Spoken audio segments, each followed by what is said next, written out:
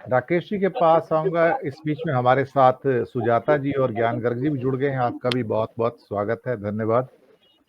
अचल जी, आज का टाइटल और ये प्रोग्राम आपसे ही प्रेरित है। आपका इस सुबह का लेख था जिससे मुझे प्रेरणा मिली और मैंने सोचा चलिए आज अचल जी के लेख के ऊपर या टाइटल के ऊपर ही प्रोग्राम कर लेते हैं।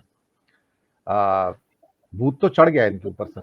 सर कोई क्या कहते हैं ना, वो झाड़ फूंच करने वाला होता है सर, किसी को बुलवाओ सर। लेकिन हाँ, एक बात तो है जो दिनेश जी ने बात कही है कि एक भूत और भी है इनके ऊपर। ये जो हम जैसे चैनल का भूत है ना, वो भी चढ़ा हुआ है सर। ये छोटे छोटे जो चैनल है ना, इनको कैसे मारा जाए। अब हम तो कहते हैं कि निर्बल से लड़ाई बलवान की। ये कहानी है दिए की और तूफान की। ये क्या है ना, ये तूफान इनका हमदियों से परेशान है सर, इस टाइम बहुत सारा। तो ये सिर्फ उनसे परेशान नहीं है जो कांग्रेस का भूत है, ये हमारे जैसे दिए जो छोटे छोटे टिमटिमा रहे हैं जुगनू जैसे जंगल में, ये इनसे भी परेशान है कि ये जुगनू क्यों चमक रहे हैं। सर आपकी टिप्पणी, लेख भी आपका था, टाइटल भी आपका ही है सर।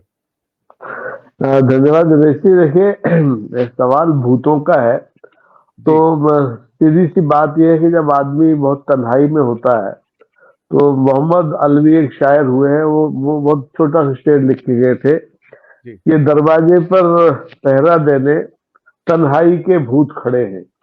तो इस समय माननीय प्रधानमंत्री जी की स्थिति ये है कि वो धीरे धीरे पिछले 10 साल में तन्हा होते जा रहे हैं।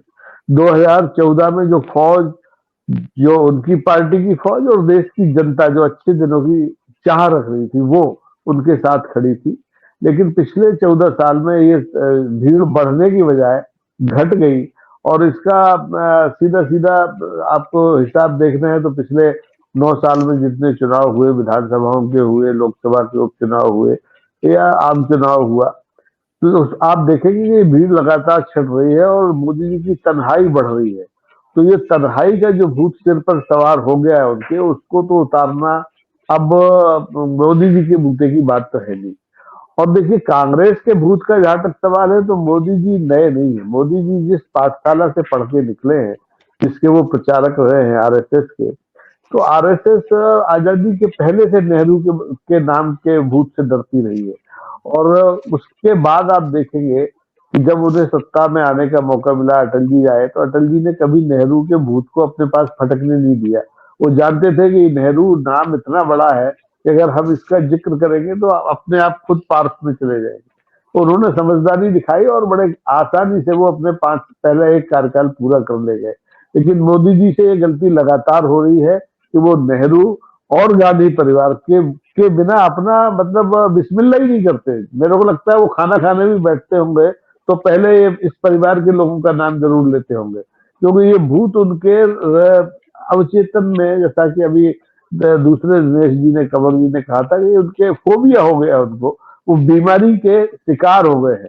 और इसका खामियाजा पूरे देश को भुगतना पड़ रहा है कि आदमी जब बीमार होता है मानसिक तौर पर, किसी का एक हवा उसके सिर पर सवार हो जाता है, तो उसकी प्राथमिकताएं बदल जाती हैं। विकास की प्राथमिकता, सबको साथ लेके सबका विकास करने का जो नारा है, वो भूल जाता है।